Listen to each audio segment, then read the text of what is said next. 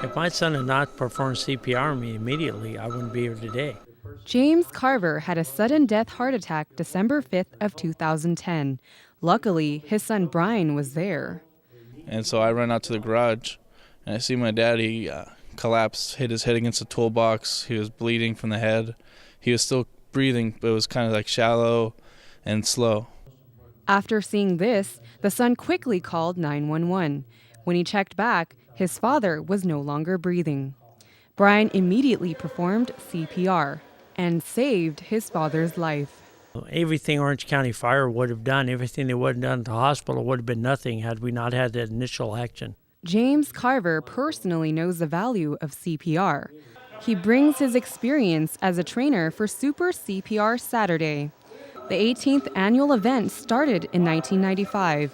This year, 133 residents will train for the life-saving skill. The process involves 3 parts in order to get CPR certified. First, trainees learn from a video lecture. Then, they practice the technique in the cafeteria. The last step is a written test.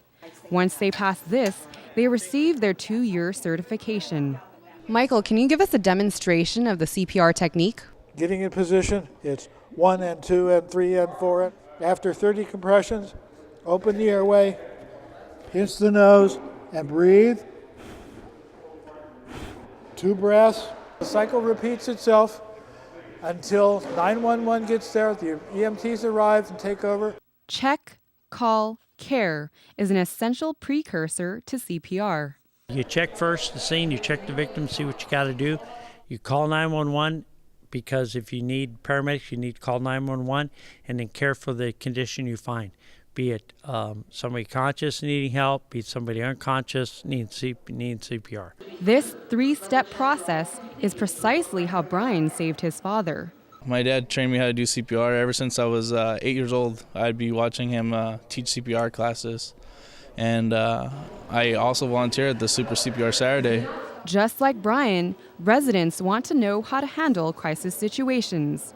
You never know if someone you love is not breathing and you don't know what to do, and you want to give them that first aid help that they need. The more people that know how to save a life, the better off everybody is.